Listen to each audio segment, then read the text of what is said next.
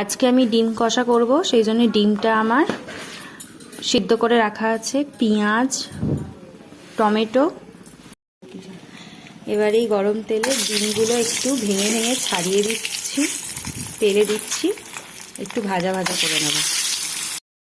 এরপর পেঁয়াজগুলো দিয়ে টমেটোগুলো দিয়ে একটু ভেজে নেব। এতে একটু আদা রসুনের পেস্ট দিয়ে দিলাম, একটু ধনেপাতা দিয়ে দিলাম, হলুদ গুঁড়ো, লঙ্কা গুঁড়ো, একটু জল দিয়ে এবার এটাকে একটু ফুটিয়ে নেব। এবার এর মধ্যে আমি ডিমগুলো দিয়ে দিলাম।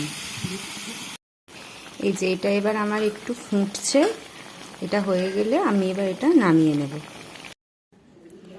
এই যে ডিম কষা আমার রেডি হয়ে গেছে, এই দেখুন।